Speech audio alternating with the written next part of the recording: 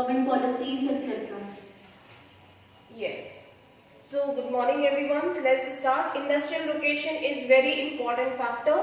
The main objective of the industry is to gain more and more profit, and they want to make the lowest cost. Okay, lowest cost of production.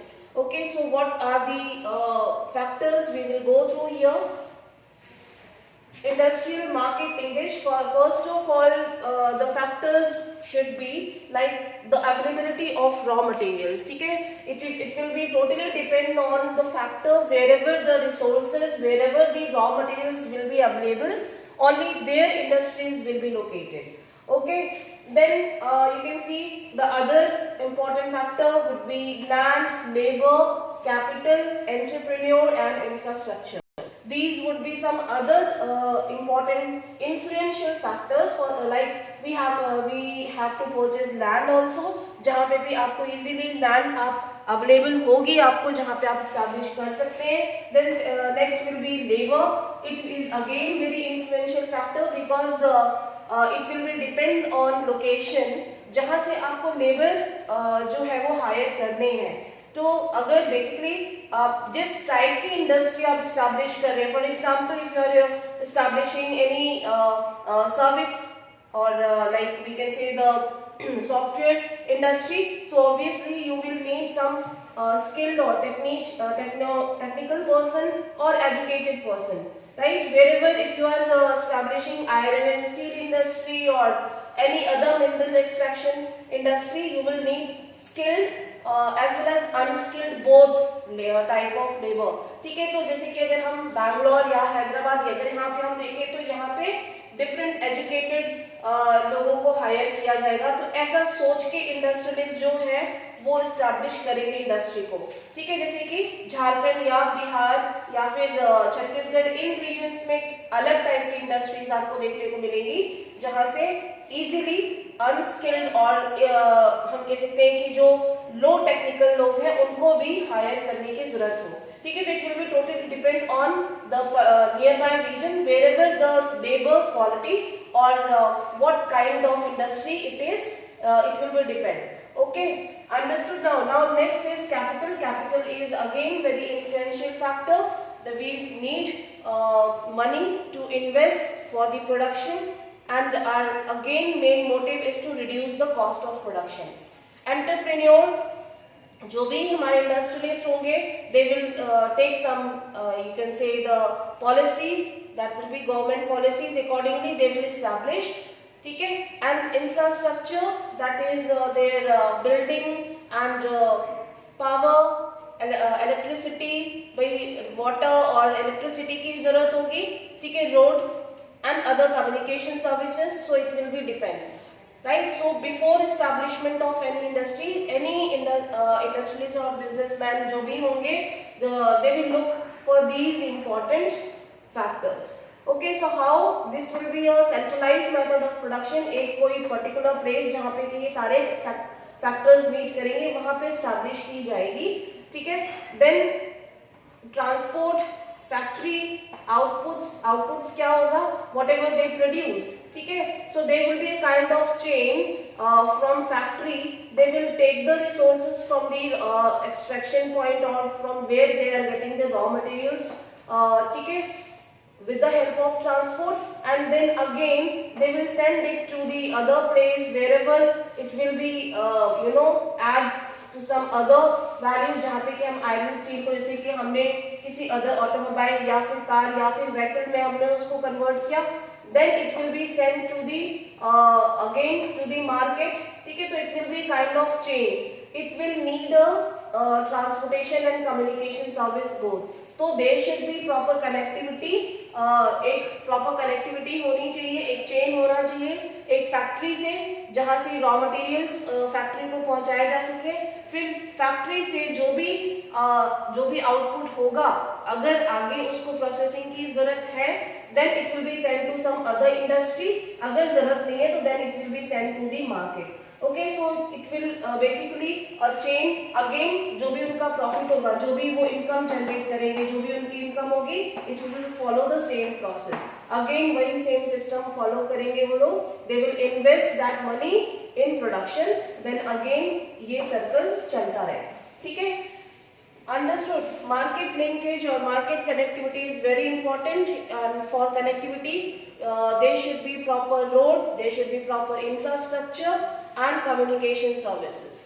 Now the key to decision of the factory location is least cost. ये हम अभी तक बहुत सारी उसमें भी पढ़ चुके हैं, ग्लोबलाइजेशन में भी the cost of production should be least, that will be their main objective. ये वो कहीं भी इंडस्ट्री को एस्टैब्लिश करने से पहले सबसे पहले वो यही सोचेंगे कि their cost of production should be least. Government policies and specialised labour जो हमने आपको भी बताया कि अगर कहीं पे सॉफ्टवेयर इंडस्ट्री है या बैंक है या कोई भी अदर गुड्स एंड सर्विसेज जो प्रोड्यूस करने वाली इंडस्ट्रीज हैं, it will be depend on the quality और the specialised labour also influences the location of industry. कोई भी इंडस्ट्रियलिस्ट होगा, they will think before establishing कि they can what kind of labour they will required in future for their industry, ठीक है। अगर educated और knowledgeable लोगों की जरूरत है तो ऑब्वियसली वो किसी सिटी या फिर किसी अर्बन सेंटर के पास जो है वो लगाएंगे जहां से उनको स्किल्ड और एजुकेटेड लोग मिल सके, राइट। अगर वहाँ पे उनको बेसिकली कोई फैक्ट्री या इंडस्ट्री लगानी है जहाँ पे अनस्किल्ड लोगों से भी काम चलाया जा सकता है, तो वो किसी ऐसी जगह पे इंडस्ट्री को लगाएंगे, ठीक है। तो स्पेशलाइज्ड लेबर का मतलब यहाँ पे ये हो गया गवर्नमेंट पॉलिसी जो कि इलेक्ट्रिसिटी और वाटर और लैंड इजी या सब्सिडाइज रेट पे उनको अवेलेबल करा सके, ठीक है। That will be the main objective. Now ideal location कौन सी होगी, यहाँ से क्वेश्चंस बहुत कम आते हैं, लेकिन you should know the cost of obtaining raw materials at site. Obviously जहाँ से भी हमारी जो भी फैक्ट्री होगी, फैक्ट्री पॉइंट तक जो भी मिनरल या फिर रॉ मटेरियल्स होंगे उनको फैक्ट्री तक पहुंचाने के लिए सबसे कम कॉस्ट आए, that will be the ideal place. Then cost of distribution of production, जहाँ से भी मार्केट तक उनको पहुंचाया जा सके, वो ट्रांसपोर्टेशन कॉस्ट भी हमारा बचे, ठीक है।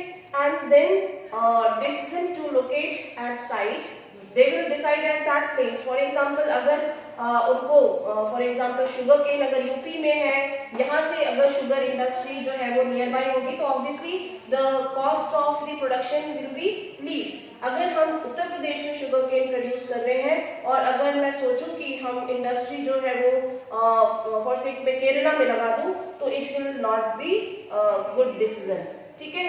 सो बेसिकली ट्रांसपोर्टेशन और production cost should be least, that will be the main objective. Are you getting all of you? समझ में आ रहा है आपको?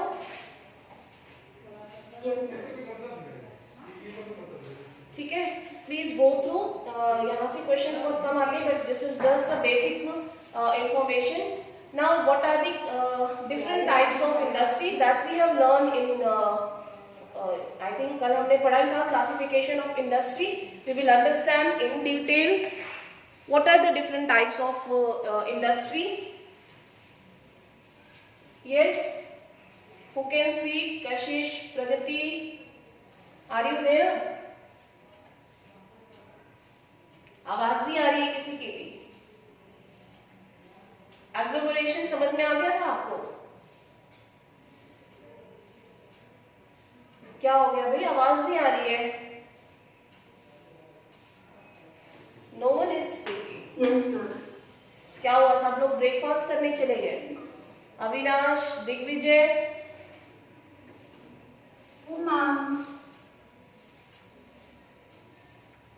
Yes ma'am. आ रहा है बेटा आपको समझ में? कभी कभी पूछ लिया करो, कभी क्लास अटेंड कर लिया करो।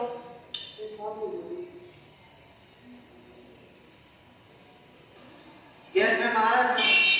ये जो है ये एग्लोमरेशन इकोनॉमीज को रिप्रेजेंट करता है, जहाँ पे कि सभी टाइप की एक्टिविटीज जो है वो फ्लॉरिश करती हैं किसी भी अर्बन सेंटर पे या फिर किसी सिटी में, ठीक है, जहाँ पे एक साथ बहुत सारी इकोनॉमिक एक्टिविटीज हो रही हैं and everybody is providing, each and every sector is helping, supporting and providing services in production. ठीक है, they are contributing in production.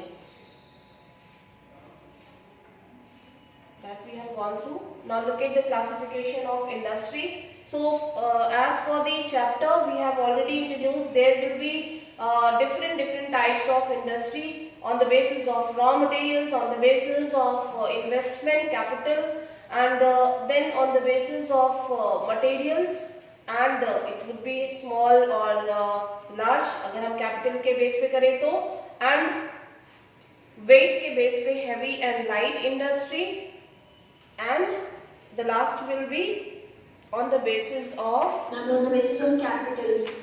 yes, एक और है, बताया था कल आपको, on the basis of ownership, है ना, याद आ गया? ठीक है, Yes sir. चलिए तो रॉ मटेरियल्स के बेस पे देखते हैं. रॉ मटेरियल्स ये according to the chapter there is only two types, that is agro based industry and second is mineral based industry. ठीक है, so both agro based there will be some industry which provide raw materials. We are getting raw materials from the agriculture. These industries will be called as agro based industry, जिनमें हमें raw materials agriculture से मिलता है, agriculture sector से मिल रहा है, वो सभी इंडस्ट्रीज एग्रो बेस्ड इंडस्ट्रीज में इंक्लूड की जाती हैं. And second is mineral based industry. We are getting some raw materials from the mining process, from the minerals like iron, steel, bauxite, aluminium, and cement and petrochemicals. So these will be mineral based industries. Okay, और भी बहुत सारी होती है, marine based industry होती है, pastoral based होती है, फॉरेस्ट बेस्ड इंडस्ट्री होती है. ठीक है, but according to the chapter we are studying only agro based and mineral based type of industry, and we will go through some more examples as for the chapter. Now look at the main role. According to the key role, what are the different types of industry? First is basic. These industries provide the raw materials again for further production. For example, iron and steel, copper, smelting, aluminium smelting, etc. ये सभी industries जो है वो basic industries हैं, जो कि आगे जो industrial products बनाते हैं उनको उनके लिए raw materials produce कर रही हैं. Then these iron or steel will be converted or given shape. ठीक है, उनको एक प्रॉपर स्ट्रक्चर या कुछ भी और का यूज जो है वो इंडस्ट्री में किया जाता है एज रॉ मटेरियल. ठीक है, then consumer industries. Some industries manufactured products which we can use directly. These industries produce finished goods such as sugar, toothpaste, paper, sewing machine, fans, etc. etc. So it will be consumer based industry. Are you getting all of you? इसी को ही हम आगे दोनों को PDF के according पढ़ते हैं. ठीक है, nobody is speaking. Yes ma'am. प्रिया पढ़ रही है और बाकी लोग नहीं पढ़ रहे हैं. No ma'am, we are also studying. पढ़ रहे हो ना, तो कुछ हाँ ना तो कुछ आवाज नहीं आ रही है. ठीक है, आपको पूरा ही बता देती हूँ. चलिए स्क्रीन पे ही देखते हैं. नेक्स्ट है कैपिटल इन्वेस्टमेंट के बेस पे there is a small scale industry and large scale industry. कौन सी टाइप की इंडस्ट्री होगी ये, लार्ज स्केल और स्मॉल स्केल, कौन बताएगा? अर्पित मिश्रा प्रेजेंट है क्लास में. अर्पित मिश्रा. और कौन है क्लास में? धीरे धीरे you are leaving all of you. Maths एक इम्पोर्टेंट सब्जेक्ट है, बाकी सब आप देखते हैं किसमें आप लोग कितना अच्छा परफॉर्म करते हो. जितने लोग लीव कर गए ना, please take a screenshot. You have taken screenshot of first period also. Please share it with me and take the screenshot of second period. I will mark absent those who have left. Yes Arpit, what are small scale and large scale industry? Can you differentiate? Compare कर सकते हैं दोनों के बीच में?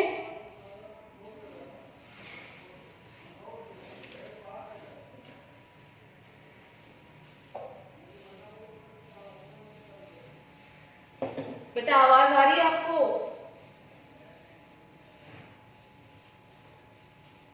अर्पित, Ma'am, there is a clear difference between these two kind of industries.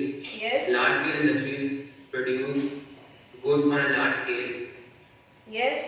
while small scale industries do not require Yes. much larger scales of capital investment and hence produce on a small scale. Okay. What would be the amount? What would be the amount they can invest? What is the difference in capital investment? कितना investment में difference होगा?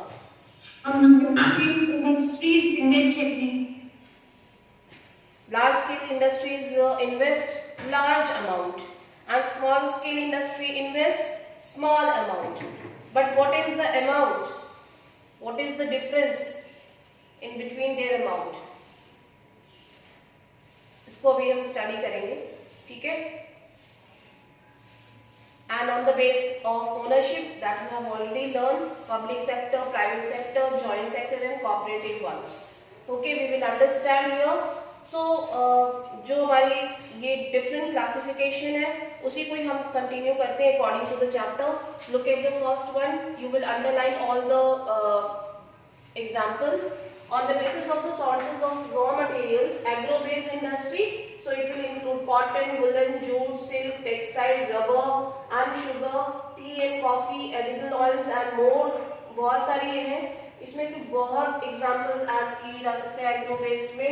You should know all these examples. जरूरी नहीं जो यहाँ पे नहीं है वही आ जाए, ठीक है? Mineral based में iron, steel, cement, aluminium, machine tools and petrochemicals. That you will और भी बहुत सारी हैं, ठीक है? वो आपको पता होना चाहिए मिनरल से और कौन कौन सी चीजें बनती हैं. Then next is basic or key industries which supply their products or raw materials to manufacture other goods. For example, iron and steel, copper smelting, aluminium smelting, etc. Are you getting all of you? I think ये सब basic चीजें हैं, आपको सिर्फ examples learn करने हैं. बहुत सारी ऐसी इंडस्ट्रीज हैं जो कि रॉ मटेरियल्स प्रोड्यूस कर रही है, जैसे कि हमारा मैग्नीज और कोल और लाइमस्टोन, ठीक है? इससे रॉ जो पिग आयरन होता है उससे हम क्या बनाते हैं? आयरन एंड स्टील मैन्युफैक्चर करते हैं. लेकिन आगे जाके आयरन स्टील से बहुत सारी मशीन्स, बहुत सारे टूल्स, बहुत सारी अदर प्रोडक्ट्स भी मैन्युफैक्चर किए जाते हैं. तो ये क्या हो रहा है? आयरन स्टील जो है वो दे आर प्रोवाइडिंग की मटेरियल और we can say basic raw materials to some other large industries. Okay, then consumer industries. There are some industries produce consumer goods which we can use directly. These are sugar, toothpaste, paper, sewing machines and fans, etc. Okay, now capital investment के base पे देखते हैं. On the basis of capital investment, first point is small scale industry is defined with the reference to the maximum investment allowed on the assets of a unit. This limit has changed over a period of time. At present, the maximum investment is allowed in 1 crore. Okay, up to 1 crore. Up to 1 crore. ठीक है? You should underline कि जो small scale industries हैं India के according जो जिनमें कि up to 1 crore का इन्वेस्टमेंट है वो सभी इंडस्ट्रीज जो है स्मॉल स्केल इंडस्ट्रीज में इंक्लूड किए जाते हैं, ठीक है? Now next is large scale industry. What is large scale industry? Which have above 1 crore investment, ठीक है? जिन भी इंडस्ट्रीज में above 1 crore इन्वेस्टमेंट है वो सभी लार्ज स्केल इंडस्ट्रीज होंगी. आ रहा है समझ में आप लोग को?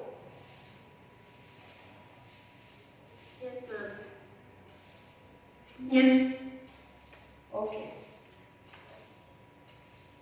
ओनरशिप के बेसिस पे आप यहाँ पे देख सकते हैं public, private, joint and cooperative. Public initial stage में there were so many public industries in India. You can write here some examples which are currently working. That is Bharat Heavy Electricals Limited, BHEL, and the Steel Authority of India Limited.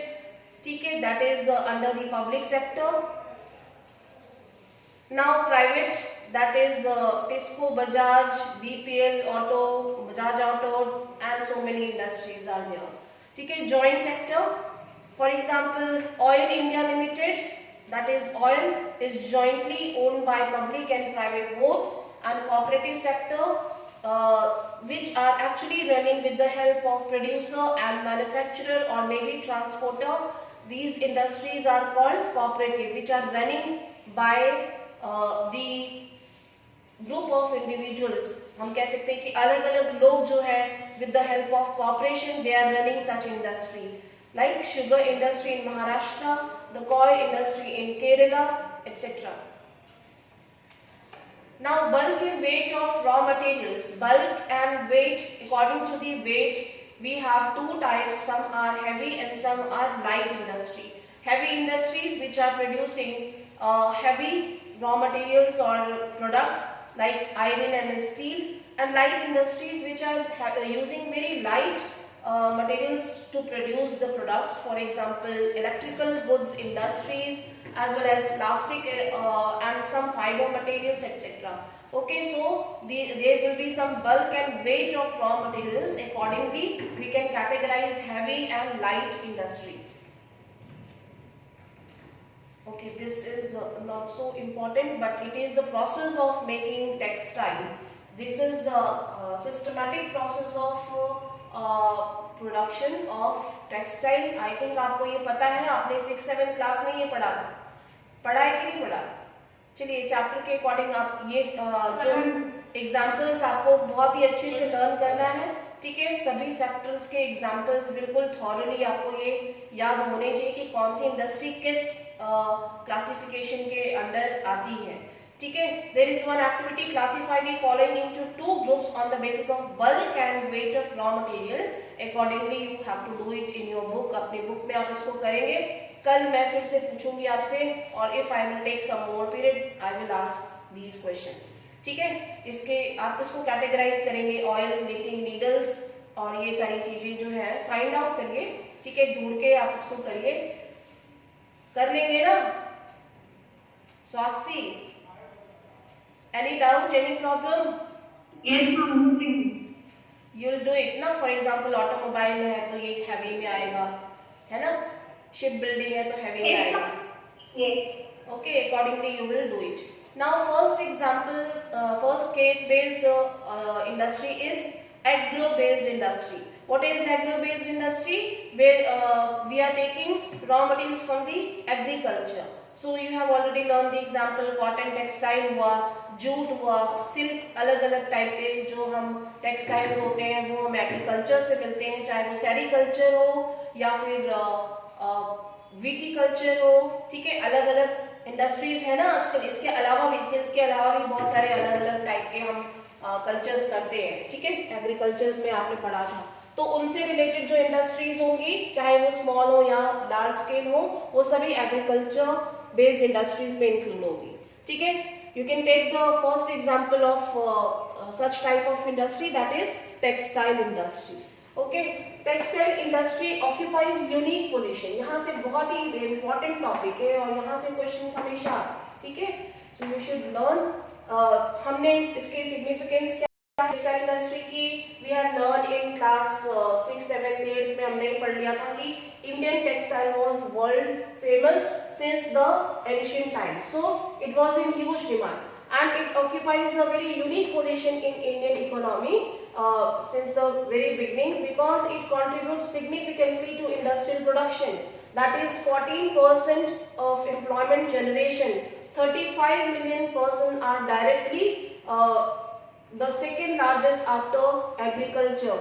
ठीक है, अगर आप देखोगे तो यहाँ पे 14% लोग जो है वो इन्वॉल्व है टेक्सटाइल मैन्युफैक्चरिंग में. ठीक है, और 35 million persons are directly getting employment. The second largest, which is second largest after agriculture, and foreign exchange earning is about 24.6%. You can underline foreign exchange मिल रहा है, यानी कि जो हम टेक्सटाइल एक्सपोर्ट कर रहे हैं वो 24.6% है. ठीक है, उसका जो हमें फॉरेन मनी मिल रही है दैट इज 24.6%. भाई टेक्सटाइल को एक्सपोर्ट करके हमें डॉलर, हमें यूरो, हमें पाउंड्स मिल रहे हैं, that is foreign exchange, foreign money. So what we are doing, we are exporting our textile which is very popular in world. Textile की, इंडियन टेक्सटाइल की डिमांड बहुत है, ठीक है। It contributes 4% towards, sorry yes 4% लिख रहा है ना, आपकी बुक में भी इतना ही है, कितना दिया हुआ है भाई, कोई कुछ बोल नहीं है, बोलते ही नहीं आप लोग, ठीक है। 4%, it contributes 4% towards the GDP. कितना परसेंट कॉन्ट्रीब्यूट कर रहा है टेक्सटाइल इंडस्ट्री? 4%। एग्जैक्टली। देखो जो जीडीपी है, जीडीपी में तीनों सेक्टर इंक्लूड होते हैं। हाँ वही मैंने पूछा आपसे, ठीक है। जीडीपी में प्राइमरी, सेकेंडरी और टेरिशरी सेक्टर का कंट्रीब्यूशन है, तो इसमें इंडस्ट्रियल सेक्टर का डिफरेंट होता है, ठीक है। हमने कल उसको पढ़ा था, इंडस्ट्रियल सेक्टर का कितना परसेंट है, वो स्टैग्नेंट हो गया है। अब इस इंडस्ट्री में भी जो टेक्सटाइल इंडस्ट्री है उसका 4% जो है वो हमें कंट्रीब्यूट कर रहा है, सिर्फ और सिर्फ टेक्सटाइल इंडस्ट्री कंट्रीब्यूट कर रही है जीडीपी में, ठीक है। तो इस तरीके से याद रखना है आपको। इट इज आपकी बुक में क्या दिया है स्वास्थी? Ma'am, it's written that it contributes 6%। significantly to industrial production, employment creation and foreign exchange. And this is the only industry which is self-reliant, complete and running. No data is given? No, ma'am, nothing is given. Okay. But here it is given 4%, और I think ये last year भी 4% ही था, किसी sample paper में 4% ही था। So as per now अगर आप देखोगे तो ये 2015-16 का एडिशन दिखा रहा है, तो लेटेस्ट एडिशन शायद 16 या 17 का ही है एनसीईआरटी का। उसके बाद कोई पब्लिकेशन कुछ भी ऐसा जो है वो नहीं आया है जिन्होंने अपडेट किया हो, ठीक है। But still it is we have to check the data, ठीक है। ये चेंज होता रहता है डेटा, अगर हम देखें तो इसको बहुत ज़्यादा हम फोकस नहीं करते हैं एग्जाम में, ठीक है, क्योंकि डेटा जो है वो डिफर कर सकता है। Okay, it is the only industry in the country which is self-reliant and complete in the value chain, that is from raw material to the highest value-added product. So, what is value-added product? That we have already understood. आगे है सबको समझ में कि value, how the value is added. Yes or no? Yes, ma'am. देखो जो पहले जो By manufacturing. Yes. ठीक है, जो भी रॉ मटेरियल होता है, अगर मान लो वो 10 रुपए का है, तो उसको हम प्रोसेस करके मैन्युफैक्चर करके we are adding value and then the cost of that product become may be 100 rupees or more than that. So value is added at the time of transforming, at the time of manufacturing. So textile is the that industry जहाँ पे कि हम कह सकते हैं कि we have basically India की बात हो रही है, तो India has become self-reliant and complete in the value chain, that is from raw material to the highest value added product. ठीक है, अब इसका एक प्रोडक्शन का एक प्रोसेस है जो कि सिस्टमैटिक प्रोडक्शन है एंड इसमें हम किसी तरीके का कोई चेंज अपने अकॉर्डिंग नहीं कर सकते, ठीक है। जो भी रॉ मटेरियल होगा वो फाइबर होगा, सबसे पहले कॉटन फाइबर जिसको कि हम स्पिन करते हैं, स्पिनिंग उससे पहले भी हम उसको क्लीन करते हैं, ठीक है। जो डायरेक्ट कॉटन बॉल्स आती हैं, ठीक है, कॉटन का पेड़ आपने कभी देखा है, कॉटन बॉल्स उसमें होते हैं, उसको निकाल के उसके जो सीड्स होते हैं उसको सेपरेट किया जाता है, ठीक है, क्लीनिंग किया जाता है जिसको, and then it will be sent to for spinning, that is then it becomes yarn. After that weaving and knitting will be started. उसकी वीविंग से पहले भी जो है वो जब हम स्पिनिंग करते हैं तो उसके थ्रेड बॉल्स बनाए जाते हैं, ठीक है, एंड देन वी स्टार्ट उन थ्रेड्स की वीविंग होती है, ठीक है। वीविंग आपने प्रोसेस पढ़ा ही होगा साइंस में, weaving and knitting. Then it becomes fabric, तब वो एक फैब्रिक का शेप लेता है आफ्टर वीविंग एंड knitting, ठीक है। एंड देन आफ्टर दैट जब वो फैब्रिक बन जाएगा उसके बाद we will do the dyeing and start giving you know जो कटिंग वगैरह होती है, ठीक है, डाइंग एंड फिनिशिंग जो कि इंडस्ट्रीज में होगा।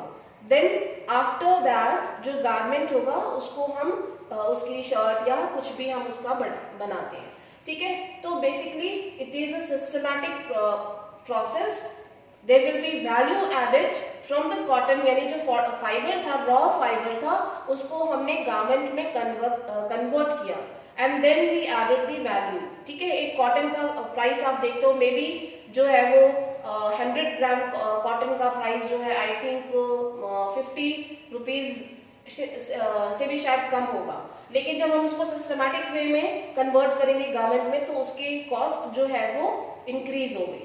ठीक है, सो आई थिंक ये सभी को क्लियर है। और इसी तरीके से ये सारी जो मैन्युफैक्चरिंग प्रोसेस है वो एक ही सेंट्रलाइज्ड वे में इंडस्ट्रीज के साथ होता है। वैसा वो सिस्टम हिस्ट्री में होता था कि हम डिसेंट्रलाइज्ड मेथड से प्रोडक्शन करते थे कि पहले जो स्पिनिंग है, स्पिनिंग के लिए डिफरेंट पर्सन को हायर किया जाता था, फिर वेविंग कोई और करता था, फिर उसकी कलरिंग के लिए वो दूसरी जगह जाता था। अब ये सिस्टम जो है वो खत्म हो गया। अब इंडस्ट्रीज में ही ये सारी एक्टिविटीज जो है वो की जाती है और उसको प्रिपेयर किया जाता है। ठीक है, आगे समझ में?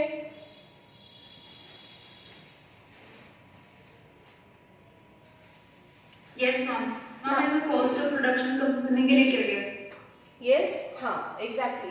ठीक है, अब हम एक ही जगह पे करेंगे तो ऑब्वियसली हमें इजी होगा। ये जो इंडस्ट्रीज होगा उसको एक जगह से दूसरी जगह जो है वो चीज़ों को मूव नहीं करना है। ठीक है, एक ही जगह पे सारी चीज़ें हो रही हैं। अब इंडस्ट्री के बारे में पढ़ते हैं। इंडिया में जो इंडस्ट्रीज है, cotton textile in ancient India, cotton textiles were produced with hand spinning and handloom weaving techniques. After 18th century, power looms came into use. So we have learned earlier, ठीक है, India की जो cotton textile थी वो hand spun clothes जो कि बहुत expensive होते हैं। अभी भी आप देखते हो जो हैंडीक्राफ्ट वर्क या हैंड वोवन क्लोथ्स है, it is very expensive. Understood? It is very expensive because it is difficult to prepare handloom or with the weaving techniques. Understood? जो power looms होते थे, जो कि स्पिनिंग जेनी और जो machines होती थी उनके थ्रू उनको प्रिपेयर किया जाता था, which was very difficult and time taking, right? But after the industrialization in 18th century, it became very easy because of the introduction of steam engine and with the introduction of new machines, है ना? It has become very easy. ठीक है, तो ये industries जो है वो easily manufacture करने लगी हैं। अब जो टेक्सटाइल्स है उसको मैन्युफैक्चर करना इजी हो गया। ठीक है, our traditional industry suffered a setback during the colonial period because they could not compete with the mill-made cloth from England. So England का जो सबसे फेमस इंडस्ट्री था दैट वाज मैनचेस्टर। ठीक है, Manchester of the world in England. It was very difficult to compete with England manufactured cotton manufacturing was done in Manchester. Are you getting? All of you, nobody is speaking, so it is obviously it become very monotonous. पता नहीं, मुझे लगता है कि आप लोग सुन भी रहे कि नहीं? Okay, so it was Manchester Liverpool. Yes, Manchester Liverpool. इसकी ब्रांड भी है ना? तो it was very difficult to compete with the England manufactured or in England mill made clothes. So Indians, they also started, mill. First Indian mill was established in Mumbai in 1854. ठीक है? Yes, प्रगति अभी बोल रही हो, अभी तक चुप थी। ब्रेकफास्ट लंच सब हो गया आपका? तो मैम अभी तक सुन रही थी मैम, अभी क्वेश्चन